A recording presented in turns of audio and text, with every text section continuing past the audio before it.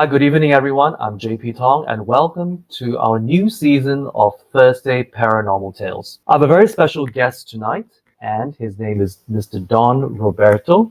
Don Roberto right now is staying in Taiwan and has graciously agreed to be interviewed online. What Don does is he uses Amazonian plants to help people heal. It is a type of healing that's called ayahuasca. I'm not sure if you've heard of that, but I'm totally fascinated because I have been reading about ayahuasca healing for quite a while, but I've not actually spoken to a person who specializes in this type of healing. Let's talk to Don.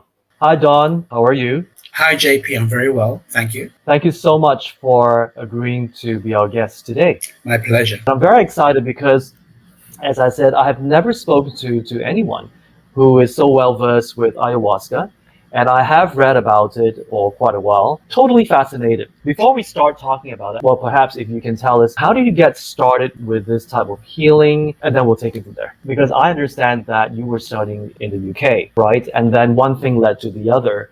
And that's how you found out about ayahuasca. And we'd like to know how that process of you actually finding out why were you so interested, and now you're actually doing this full time, as I understand. So, what's my path been? Yes. That's a good question, and I'll try and condense it down to make it interesting and accessible. Sometimes these paths are not paths that we look for. The path looks for us. And that's always been the case, that I've not necessarily wanted to do this work, but really have been pushed in this direction. I've always been inquisitive and curious and fascinated by things that are a little bit beyond the normal 3D, everyday, etc., etc. So even as a kid, I was interested in mystery, and I would read lots of books about mysterious phenomena or UFOs, read science fiction and fantasy, etc., etc. So my mind was quite open.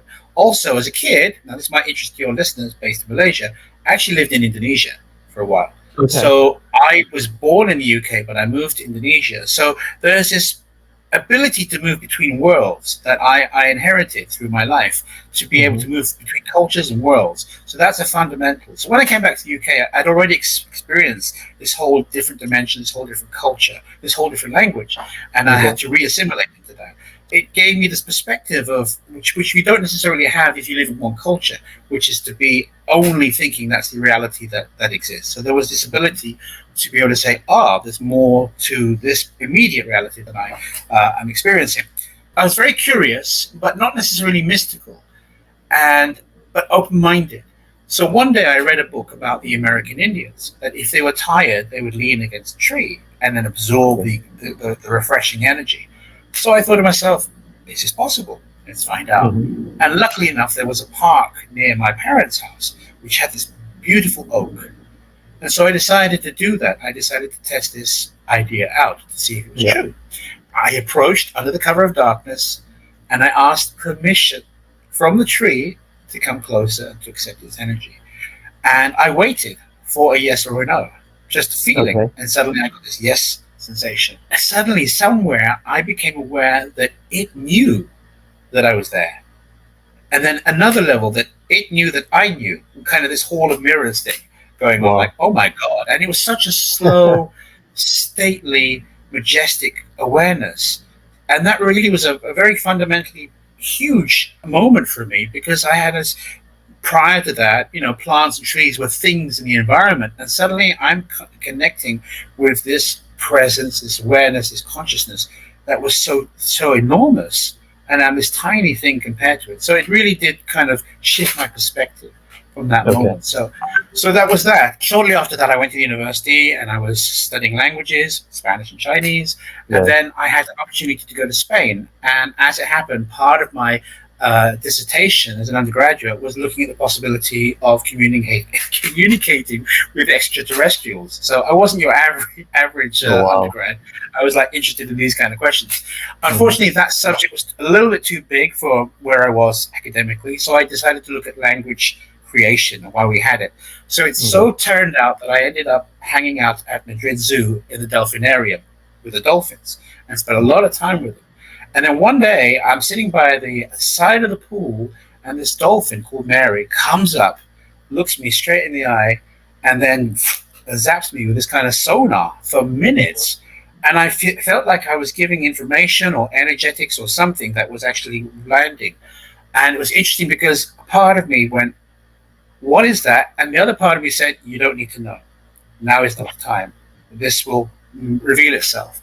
So, in that sense, I was introduced to the idea of knowing in different ways. Because normally, when we grow up and we're educated, we're kind of convinced that this is the way we should know things through usually external authority, objective facts that we don't necessarily get taught about our internal knowing or our intuition. So, that was a very powerful moment. So, does that make sense? In a sense, it does. It does. So you were actually able to feel what the dolphin was trying to communicate with you? Well, it arrived, it landed, but I didn't necessarily, I couldn't unpack it because it wasn't the time. That was my higher awareness saying, you don't need to know right now. And you don't need to know in a very left brain, logical, linear, reductionistic way. It's not going to work like that. So that was quite an experience. Actually, when I finished my degree, I said to myself, you know what? I don't want to do any more academics. I'm sure you can relate to that. I'm sure your viewers can relate to that. Lots of head things, lots of cognitive stuff. And I said to myself, actually, I want to learn about, do something physical with my hands, not so much mental. Essentially, I began to train in body work, which is massage. And it's other forms of body work like shiatsu and all kinds of things. And that was a whole learning because when you really get deep into body work, you're listening. And you're listening with awareness. And it's not just, I'm going to do this to your muscles. No, you're listening to the body. So there's a whole level of development that happened in terms of really being able to acutely listen to the moment and listen to what's happening. And that was foundational to the rest of my development. So that was actually the start of you exploring the art of healing. That's what it sounds like.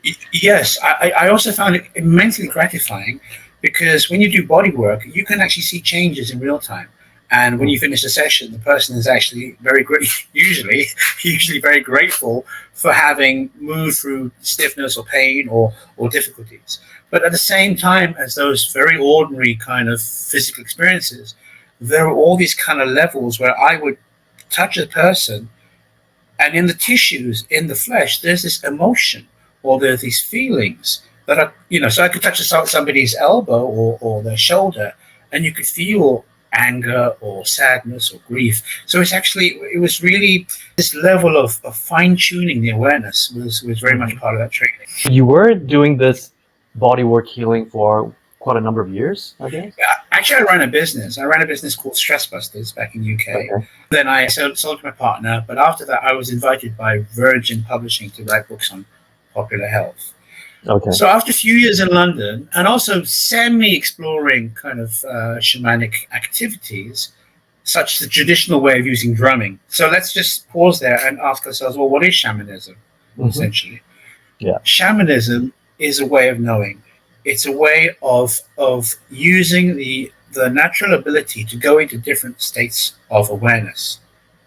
So every day, you as a person and your viewers will go through different, you go to sleep and that's going from theta to delta, then you come up from delta and you come into awareness, that's beta, or if you're watching television, you're going to trance, you might go into alpha. So every day we're going up and down through these different frequencies. But in shamanism, the practitioner learns how to focus in on a specific frequency, which allows them to enter different worlds, if you like, or different ways of knowing. And that's the thing is that they're experts. A shaman is a person who knows how to go into those worlds and to come back. If you go back in time, the intention was essentially survival. Because if you go back to the Ice Age and you have to find food, well, if you have a person in the tribe that can actually say, you need to go here and there will be prey there, then they're not going to waste calories. If you understand. I mean, if they could search all around and not find food, and that's actually quite expensive in terms of survival, they might not get through to the next period.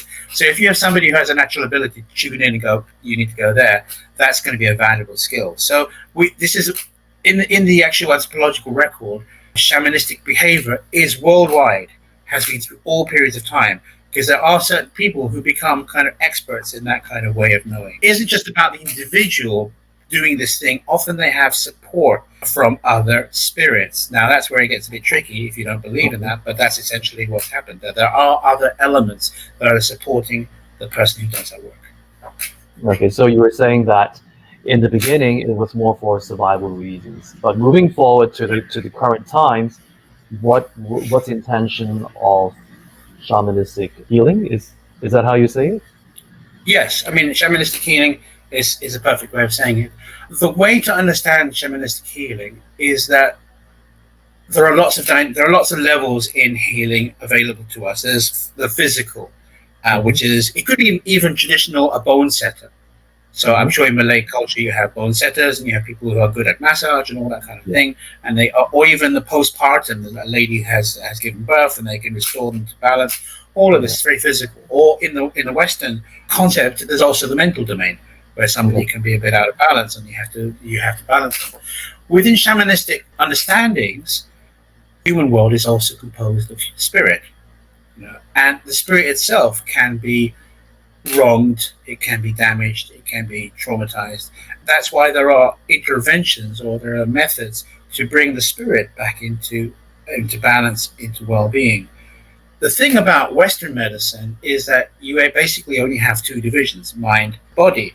And so Yeah. there's this whole level of trauma or damage or sickness that is not necessarily recognized. But Mm-hmm. within a traditional society, they can say, this person has, for example, shock. Now we Mm-hmm. understand shock. We go, oh, they're in shock. But what are the remedies for that? And what's the Yeah. implication of that? We'll say, they're disassociated, but the shaman will say, and when they dissociate, where have they gone? Where has that part gone? And it's because often people who've gone through shock, there's something missing. Been in Yeah. a car accident, they had trauma, and then you look in the eyes and you go, oh, there's a little bit of something missing. And they can even say that I'm not the Mm-hmm. same as I was. Yes. Okay. So you're using the spirit. So it's basically shamanistic healing, if I understand correctly. It is about addressing the condition on a spirit or spiritual level and see what happened, and then from there see where what necessary healing steps are necessary to take to bring the Mm. person or the entire spirit as whole again. Hmm. So that's why, I mean, if somebody broke their leg, this is completely the wrong level to work on a broken leg. But if somebody they're carrying something from their ancestors, maybe an ancestral trauma or intergenerational trauma, then this is something that would be very useful. Not recognized by other modalities, but this is something that is specialist to shamanistic healing. Because Wonderful. you That can't sounds. see these things. That's the thing. Yes, I do understand. Yeah, that's how the Ayurvedic are quite similar in that sense because they also talk about the spirit, but not in the spiritual level, but more on an emotional level as well. Can you tell us more about this, about how you came across it and what you learned? Interestingly enough, I'm going to just wind back a little bit to my university days, where Okay. I discovered that there was this book called The Structure of Magic. Now, that sounds like a very impressive title, but actually, it wasn't about magic in any esoteric sense. It was actually written by Richard Bandler and John Grinder. And Richard Bandler was a psychologist, university psychologist, and John Grinder was a grammarian based on Okay. Chomsky and grammar. So these are heavy duty people, Yeah. and they were looking at how language can indicate problems within the psyche, because using Chomsky's ideas of deep structures generating the language we use on the surface, they said, well, you can look at someone's language and you can see where there's something not quite right there, but then you can remedy it. Anyway, these guys went on to create NLP, neuro linguistic programming. So that fascinated me, and I began to get into language. I Okay. then studied hypnosis. I then studied some psychotherapy. And then I got an invitation to attend a seminar with David Grove, who was a guy working with inner child trauma. Mm-hmm. And he was a very interesting guy because his story is that he noticed that sometimes therapists would change the language that a person would use when they were talking. And the whole idea back then was to keep it clean, to not interfere with somebody. But if you said, I'm afraid, and I say, you're scared, we're using two different words that may not mean the same thing for the person. So then they have to translate what the scared mean, and you mess up their whole process. But if you start using language that is exactly like theirs, and you follow the kind of images you give, then you enter this whole world that is really incredible. That is their own landscape, the way they understand the world without making any kind of interference. So what David was doing was he was working with these images or these metaphors that people were giving him, making no assumption about what does this mean, or how do I work with it, but simply asking, well, what kind of X is that? Or what size is that? And then this huge world unfolded. And then often the states of consciousness that the child had at the time were accessible. And then what I saw him do was he was able to heal the child at the source of trauma.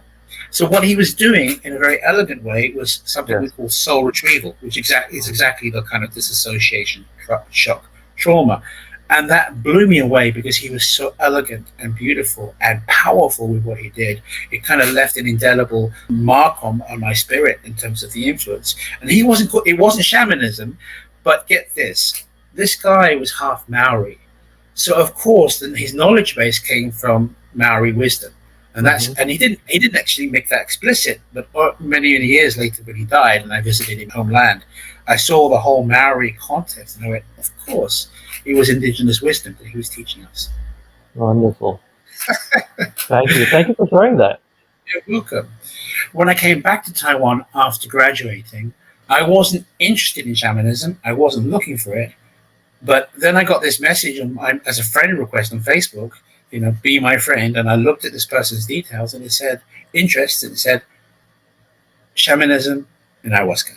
And I was like, well, hang on a minute. I know what the second is, but that happens in Peru and we're in Taiwan. So what's this about? So I wrote to him and he said, oh, we have similar plants. Very interesting. Now, the same week, I had a lunch with a guy doing a PhD in business, right? As normal and as straight as you get. And we had a very lovely lunch. And at the end of it, this is the second guy, remember. At the end of it, he says, oh, I have a present for you. And I said, what is that? He reaches down into his briefcase and pulls out this vial of brown liquid, or this jar of brown liquid. And I look at it and I said, I don't drink coffee. He said, no, it's not coffee. It's this thing. I was like, oh my God, are you serious?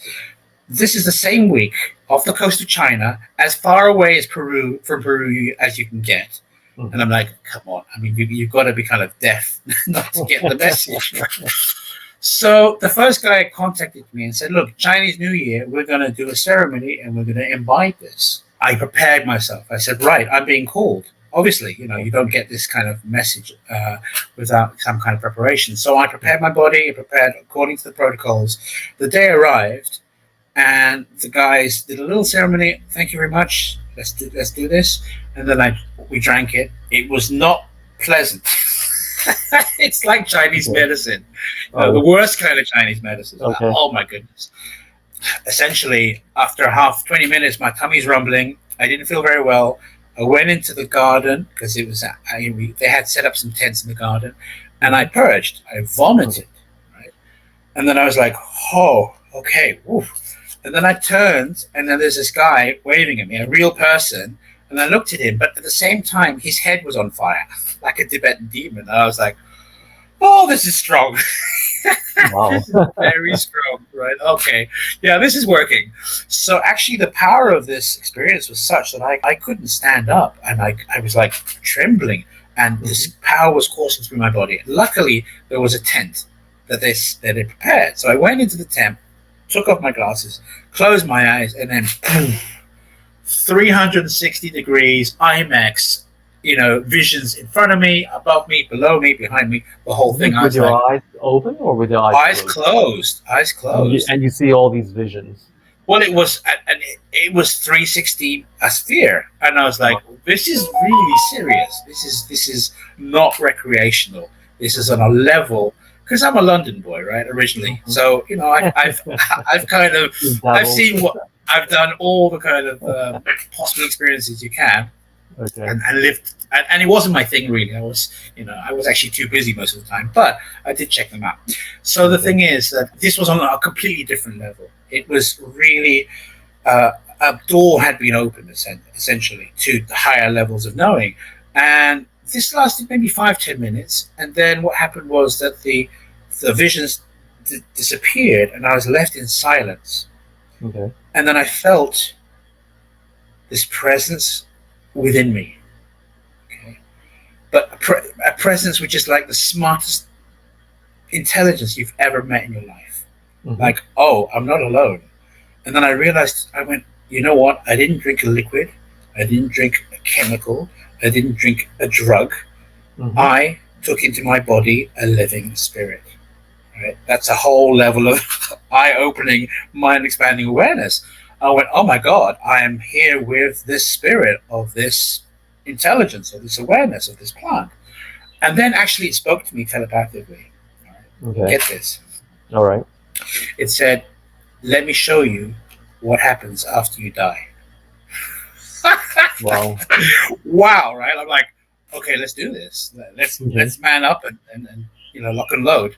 So suddenly I'm in this awareness of what it is like to not have a body, to have exited the body, right? To be dead physically, but the consciousness remains. And I So you just went, actually experienced the entire process of not having a body. yes, I was unbound consciousness. I was consciousness without form, right? Yeah. Which is what would happen Yeah. if consciousness survives and we don't have a Mhm. body. And what was funny is I said two things to myself. I said, "Oh my, the Tibetans know what they're talking about." They really mapped this territory, right? And secondly, I remember this. I remember this state. Oh my God, how could I have forgotten? So I don't know how the memory mechanism works because it's not necessarily in the body, but the consciousness somehow retains a vestigial awareness of having been there, whatever. And I personally think that the whole squeezing of consciousness back into physical form is too much for the consciousness to bear, to remember where it came from. It has to kind of forget that it's Okay, been so unformed. it's interesting because you said, "What? Oh my God, how did I forget?" Mm-hmm. So when you said that, what do you actually mean? That you've actually died before and you There actually you go. forgot? But the thing is, it was the fact that I remembered, so which logically implied that I had been there before, which logically implied that I had been incarnated before and dead before and incarnated before, the whole thing, right? The whole So thing. that's why, yeah, exactly. That's why. How could I have forgotten? But it must be logically to my mind that the experience is so big that you cannot carry that back with you in incarnated form. It's too big. Otherwise, it would be too much of a cognitive dissonance or shock, perhaps, which is why we forget. And That did you memory start is. to so when you were going through that experience of, oh, how did I forget? Then what happened after that? Did you actually start remembering a lot of your past lives? No, I think the lesson there was to remember simply that consciousness is eternal. That consciousness It's isn't it? eternal. Eternal, yes. Yeah. So Yeah. the corollary of that experience, or the side effect of that experience, was that suddenly all fear of death kind of dissipated. Because if I've been through this more than twice, then what's there to worry about? And until now, you still remember that experience. It's indelible. It's so powerful to have been to that state or that awareness. And here's the thing, JP. This is not an imagined thing. This was an experience, right? Hmm. It's not that my mind was fabulating this because it was actually beyond my conscious awareness. Sometimes we access these realms and just go, "This ain't me." This is definitely not me, because my imagination is quite pedestrian and quite rooted to the practical and the real, the 3D. So when you're trying to shot into the infinite involuntarily, you've got to say, hang on a second, what else is happening in this domain, in this world? I'm curious here. Well, you see, this is for people, for those out there who's watching right now, who are cynics, who would actually say, but since you took this concoction, which is derived from some Amazonian plant, and you've taken it, so how are you? How sure or how certain are you that you're not hallucinating? You're not just fantasizing it, and it's all in you because you kept saying that you just know. So what would you say to people who are kind of cynical whether or not it is real or is it just your figment of imagination? I could flip that around and say, how do you know? as a cynic that anything you experience is real. There's going to Mm-hmm. be certain proofs that everyone's going to have, but we're going to basically build up a repository of a knowledge base and an experience base that will support any individual's sense of reality. And Mm-hmm. as you know, there are lots of different kind of realities there, lots of different kind of people, lots of Yeah. kind of political spectrums, and lots of perspectives. So which one is correct, which one is more realer than the other. Does that make sense? So, Number one. yes, it does make sense. So why are you so certain that that knowing was something that was real to you? Perhaps if you can explain more of that knowing. Within this work, sometimes there is such a deep resonance at a soul level with the experience that one is happening at the time, that there is actually it's short circuits logical inquiry, that is such there's a level of knowing that is direct and that Okay. does not have to be substantiated. It is just the essence. Like, how do you know you're alive, at essence? How do you know that you're you at essence? There's a baseline truth to you, for you, that is incontrovertible. How do you Okay. know that you're hungry? Well, it's just a phenomena that you're experiencing. So there is that. And of course, I can understand why people say, oh, this is hallucination, etc. But here's the thing. Sometimes in these experiences, there is information coming in that is so left field and so beyond the, the, the, the, the, the foundation of my own imagination or my own experience, Mm-hmm. that it really knocks me out in terms of, like, that is so profound. Let me give you an example. This is cute as well. So I'm in the jungle training, and suddenly there's this presence again, the voice of the awareness of the plant, this consciousness, etc. And it goes, hey. I said, hey. So you humans. I said, yep. You think it's all about love. I said, yeah. Because that's classically what we all aspire to spiritually, right? Love, love, love. Because no, Mm-hmm. no, love, love, love, love, love. You think it's all about love. And I said, yeah. It isn't. No, it's not. And so I'm all ears, right? Okay, so I'm having this conversation in my head with the presence. And it goes, it's not about love. I said, okay, so what is it about? It's about forgiveness. I was like, what? What? No, no, no. He said, and here's the killer. You can only love to the extent you can forgive.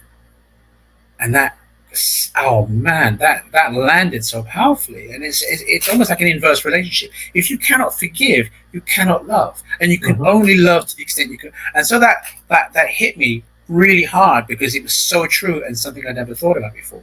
So I invite anybody who does this work or experience to be skeptical. Number one, I really don't say, hey, this is the truth. I think it has to be discovered in process. And secondly, it has to be verified personally, and hopefully over a couple of times. So there's information that comes, and you have to sift it. It's like being digitally literate. There's lots Yeah. of things in the internet. Not all of it's true, but you have to sort out for yourself what makes sense and what has some objective truth. Does that make sense? Yes, it does. Yes, it does. Thank you. So now, as a shaman yourself, so you, because of that experience, then I understand that you started to learn the art of ayahuasca healing.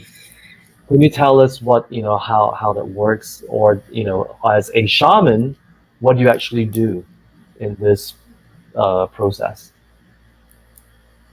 Oh, it's a very involved process. First and foremost, it involves actually getting your act together as a human being. And what does that mean? It means to deal with your stuff, to deal with your issues. Because if you're not really aligned, or if you haven't dealt with the traumas and childhood issues and hang-ups and things like that, then how can you help another person? You're not going to have the clarity to be able to see what's what. And so Yes. when I'm my role essentially in a ceremonial space is to hold the space and allow the medicine a pure space to do what it needs to do, because this is what the plants are. Mhm. They are a vehicle for healing and transformation. And when you say that you're there to hold the space, what exactly do you mean by holding the space? A ceremony is a sacred event. it's it's an event which allows us to move from ordinary time and ordinary space, allows us to move from 3D into another dimension, hyperdimensionality. It enables to reach across time, to look at the traumas that have happened before, and to reach deep into our psyche. So that really needs a very pure, powerful container to hold the energetics of what may unfold. Because what may unfold may look a little bit like Alice in Wonderland, energetically, or people go through very, very strange phenomena in order to do that level of deep healing. And if you were to look at it with very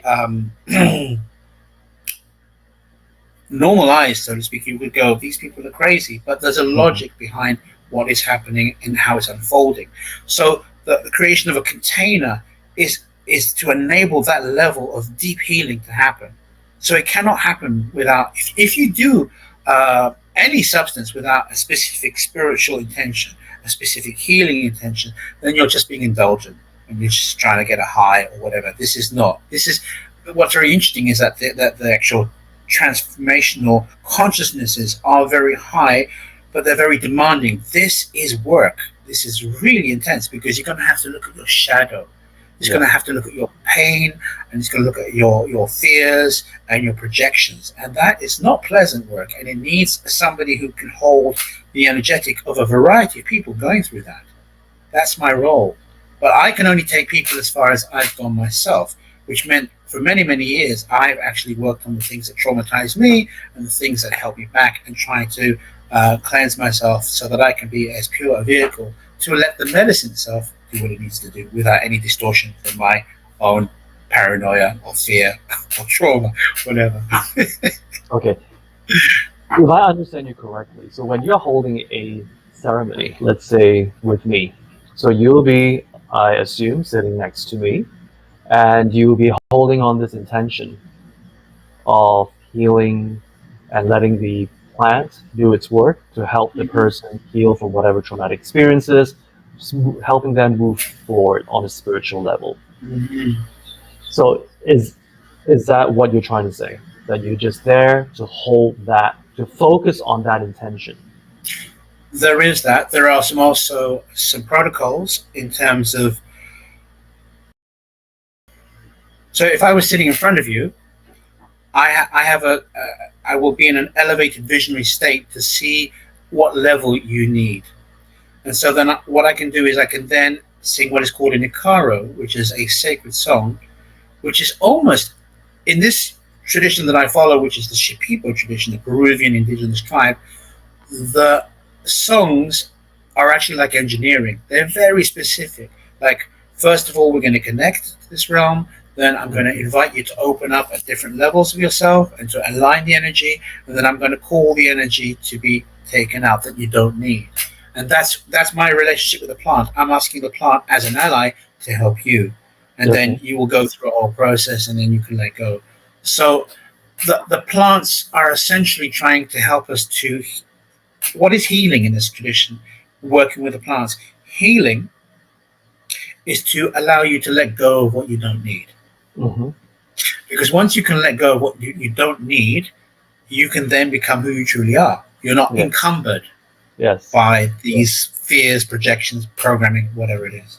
Does that make sense? Yes, it does.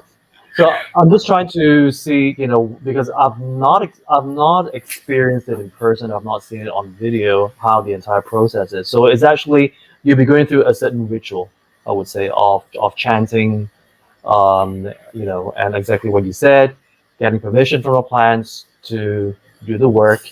And is there more to that?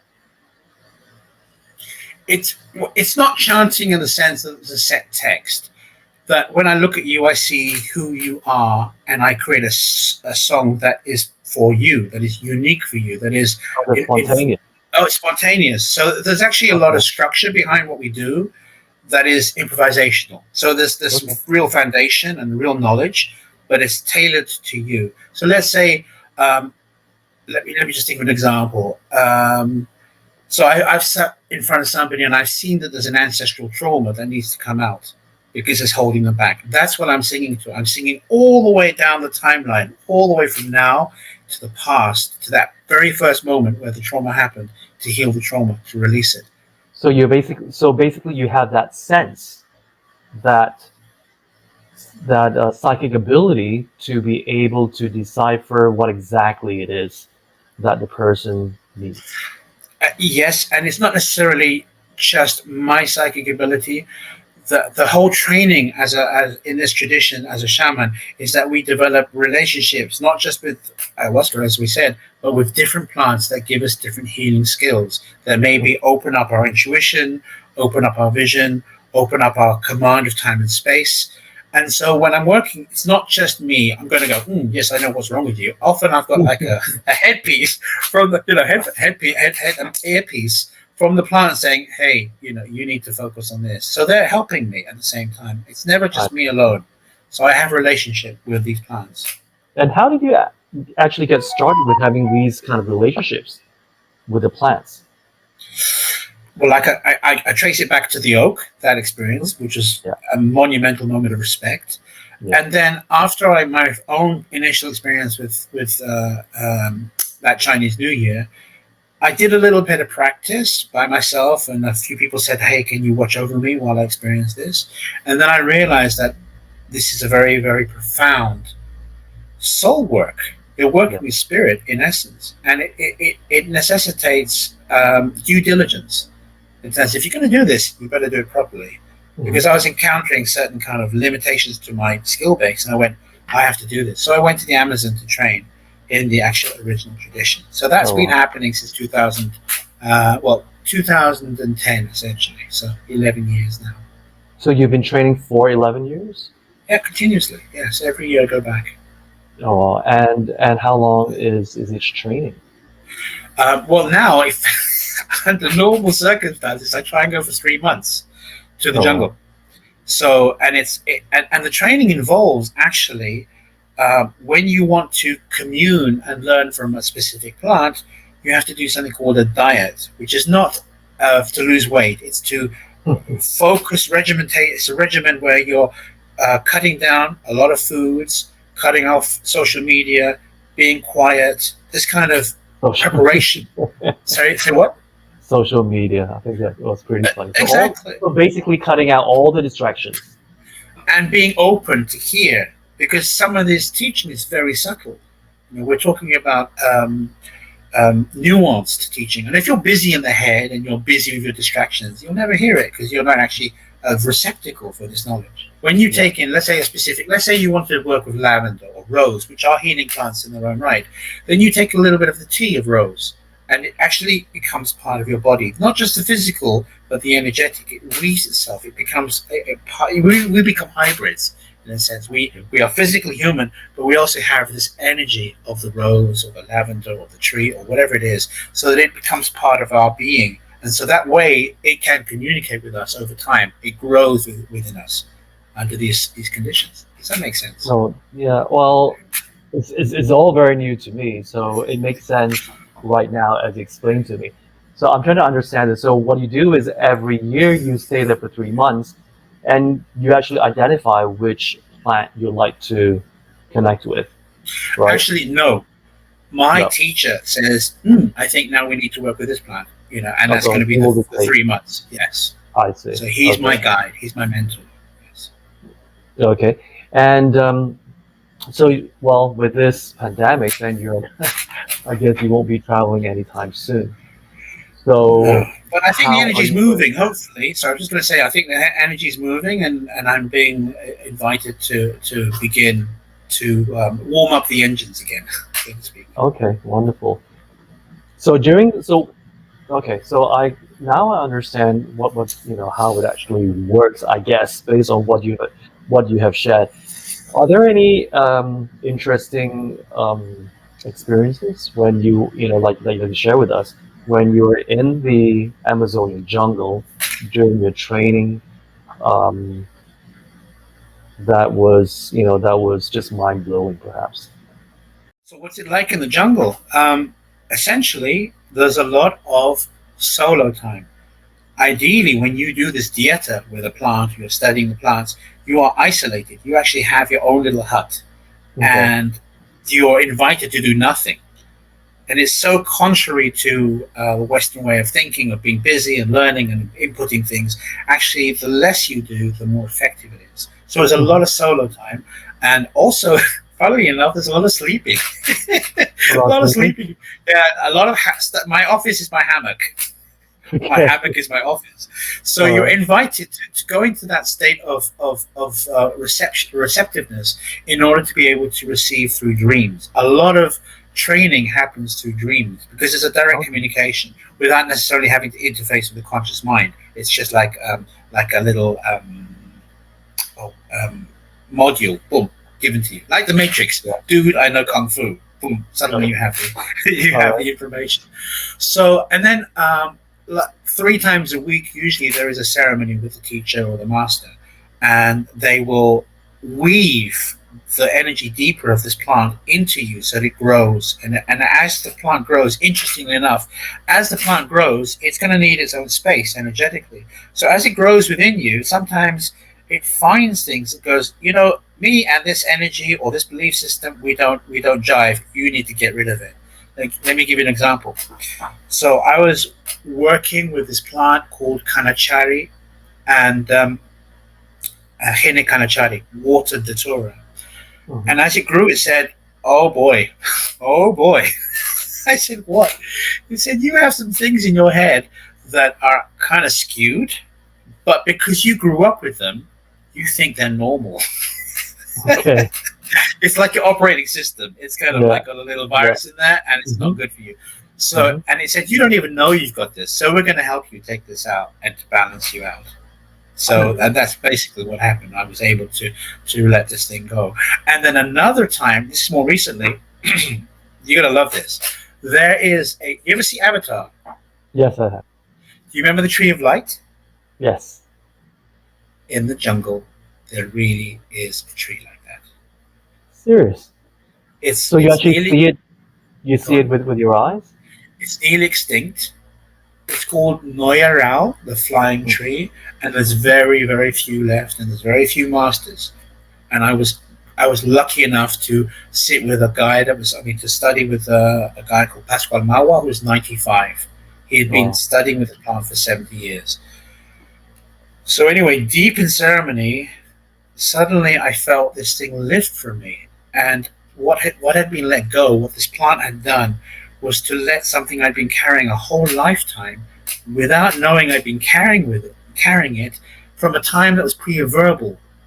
But Mm. once it left, I nearly cried. I said, "Thank you, thank you, thank you so much. I have no idea what it was. I have no idea that I needed to let it go, but now it's gone. I am eternally grateful for you having helped me with that." So Mm. that was quite an incredible moment, a Wow. level of wisdom. Because here's the thing, these plant awarenesses don't necessarily reside purely in 3D. They can traverse time and space. So when Okay. you take it inside you, it says, "JP, I see where you come from. I see where you are, and I see what you could be. I see your highest potential. So let's go Mhm. to work." Let's go to work. This thing from your grandpa 4 generations ago, you don't need it, for example. So that's how amazing it is that it sees your entire life as a blueprint instantly available to it. It knows what you need, and it knows what you need when and how. So there's it's almost wondrous or magical in the sense of how wise it is. That's why I'm not in charge of the healing. The plants are in charge of the healing I see. So because so they know. during that ceremony, that avatar, what tree of life, that was actually working on you? Is that what you're saying? Absolutely. I was dieting it, and I have dieted a few times. So it's actually part of me. It's woven into me. I was taking it every other day. So it's there's a connection there. And even now, so here's the thing. When I sing, so remember I said that we kind of become connected to the plants. There is a Yeah. fusion. So Right. now when I sing, so here's why the song is so important. The actual vibration of that of rose or lavender, which is its purest expression of its medicine because it's its frequency, Yeah. that's what hits you. That's what I sing to you. I'm transmitting the rose frequency. the lavender frequency, or the Noyaral, this avatar tree frequency. So that's why it's not just purely a physical thing, it's a frequency thing. Mm-hmm. Does that make sense? It's not Yes, just it does. about the physicality of it or the liquid or whatever. It's more like energetics. Okay. And once you're saying that, and with the help of the plant, how does it enable you to heal or let go with whatever it is that you're holding on to? Or is it just it'll just come out by itself through the vibrations of your singing, through the vibrations of the plant's consciousness? How does that all work? Sometimes it's not instantaneous. So when I'm singing to you, I'm basically saying to the plant, hey, here's the thing, here's the plan, here's the idea. This Yeah. guy needs this kind of help. Are you willing to help me, us together, to work on this guy and help him release it? So when I finish, maybe I'll sing to you for 10, 15 minutes, maybe 20 minutes. Then I'll leave you. And then the medicine itself that you have imbibed as well goes to work. And so it starts to look around your body for all these kind of beliefs, all these traumas, and it starts to search and find and centralize. And so it brings these kind of tentacles of energy into your tummy, and then you can feel rotten. You can feel really, really bad until it's finished. You can go, oh my God, what was I thinking? This is the worst idea in the world, right? Oh my God, I could be at home doing something normal, right? Yeah. So then what happens is when your system is ready, then you purge. And sometimes it's an upward purge, but sometimes it's also like the medicine will tell the person, heads up, you need to go to the bathroom in 10 minutes. We're getting ready, right? And then you release the energy either up or down. Sometimes it's through tears, sometimes it's through memories. There are lots of different ways. But essentially, the medicine has been assisted through the song to let it know what to focus on, and then it goes to work and it works together. So once you start purging, that's where you actually let go. Oh boy! Oh, sometimes you purge from not just physically, but I mean, of course, physically, but the energy seems to come from the soles of the feet. Like your body says, "Oh my God, we've been waiting for this all our life," without even being able to name this. It's suddenly, and then from feeling terrible because it's why does it feel terrible? It feels terrible because you didn't know this until you were in a more sensitive, altered state, how toxic this stuff was. Mm-hmm. But suddenly it's all concentrated within you, all this, negative programming or ancestral stuff that you're carrying, and suddenly it's concentrated, and you feel like death warmed up, and then you release it, and you go, I had no idea I was carrying this, because the difference is so huge. And sometimes a beautiful golden light comes down to really refresh and reset you to where you should be. So people are quite amazed at how different they feel afterwards. So I get it that you must have purged quite a number of times. If you want to know something, here's the thing. So I was in my third year of training, and I was still purging. I was like, for goodness sake, I've been doing purge. And she said, and this is a very feminine spirit. It said, child. Question. She goes, child, do you think that your soul is the same size as your body? Your soul is the size of the universe. There are lots of spaces, nooks and crannies where it can get a little snarled up and messed up. We're still working. Actually, so it did kind of tail off, but I was kind of very humbled by that kind of information. I said, yeah, you're right. My soul isn't necessarily as big as my body. I was just thinking that was done, but obviously there was a bit more work to do. So after all the purging that you've done, well, as you said, it's been 30 over times. How do you feel? Do you feel a difference? What is it like now for you? For me? Yeah. For me personally, good question. I think the difference is that I'm less reactive. I'm more balanced. The equanimity within Buddhism, which is centrality, and great respect for nature, complexity of nature, the beauty of nature, the intelligence of nature, and the connection to that. So it has transformed my worldview, in a great, and a lot of compassion as well, because people are often caught in Maya, in illusion, and they struggle to do the best they can. But often, see, the thing about ancestral trauma is that it didn't happen in your lifetime. So you don't necessarily have the skill set or the resources to resolve it. Hmm. Does that make sense? It didn't happen to Yeah. you. So you Yeah. don't necessarily have any leverage over the stuff that actually is weighing upon you, but you can't articulate it either. Mm. You don't Mm. even have the words or the conceptual framework to Mm. understand that this is a thing. Yeah. Yeah. But Well, the plants I, do. I like what you said because you say that you're less reactive, and which I think it's what many people are trying to handle is to become less reactive, Mm-hmm. and that's where all the meditation comes in, and different spiritual um, methods or practices are used to actually, as you say, heal ourselves to gain that higher wisdom, so that you see reality as the way it is, and not through the tainted lens of your past and whatever it is that's actually polluting it and making it cloudy. And as such, you become less reactive, and it all ties in, but you're using this um, plant wisdom. I think, yeah, I Thank like you. to call that Yes. your plant Mm-hmm. wisdom, to enable you to go through that similar process and to arrive at that destination, which is where you are right now, which is to be less reactive. I think that's great, and as you're saying, more forgiving, more compassionate, which is a universal truth which transcends all labels and all religions and all that. So yeah, I so do, go on. yeah, sorry.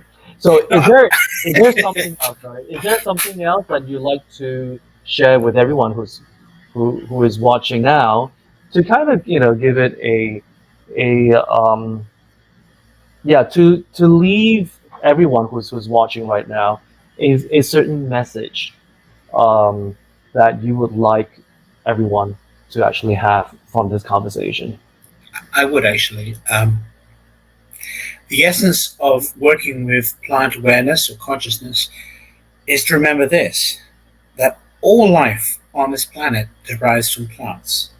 From the very simplest, moment when they came onto the land, because the world was basically rock Hmm. until the plants landed and were able to turn it into earth, to actually use the roots to break up the rock. And then as those simple plant forms arrived, then life forms, other life forms, animals came along in tandem. So as the plants have evolved, animal life has also evolved in tandem with the plants. And so, even to the point of our own evolution, so they are our big brother, if you like. They are our elder brothers. And at the same time, they have been here for 500 million years, right? Hmm. As a collective life form. And what do plants do most of the day? What do? They meditate. So you back up 500 million years, sorry, excuse me. You back up 500 million years of meditation, they know a thing or two.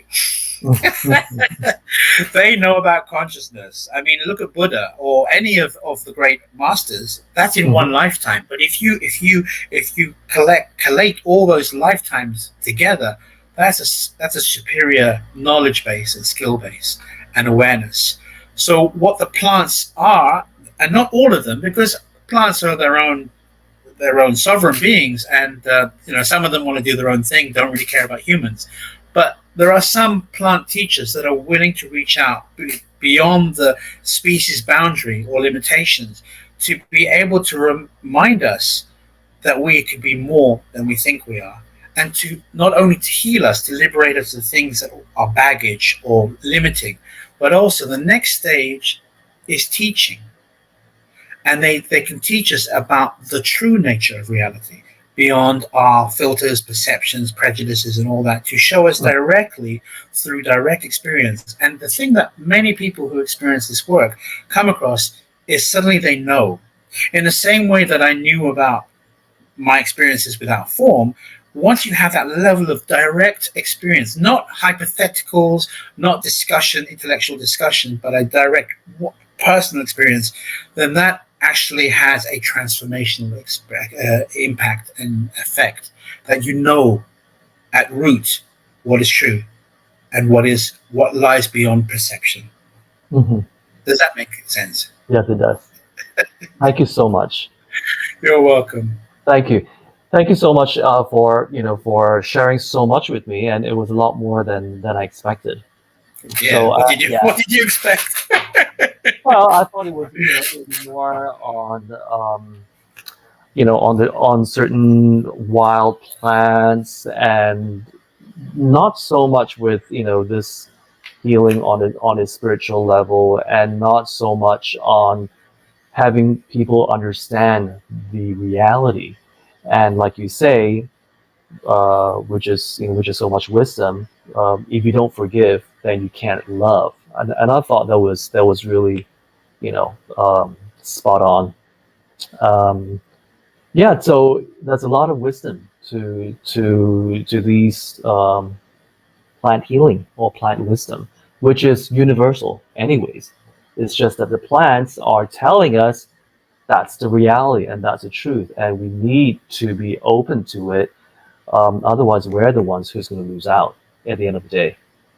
And at this critical junction, we definitely need to up our game because the Yeah, world is in trouble, which we've big helped trouble. facilitate. Yeah, big Yes, trouble. and everyone is talking about the environment, and if we don't save planet Earth, if we don't stop our habits of polluting nature and all that is not beneficial for us, we will live through the consequences in this lifetime, and We that's the already are. reality. We We already are are. ready exactly Yep. with this pandemic.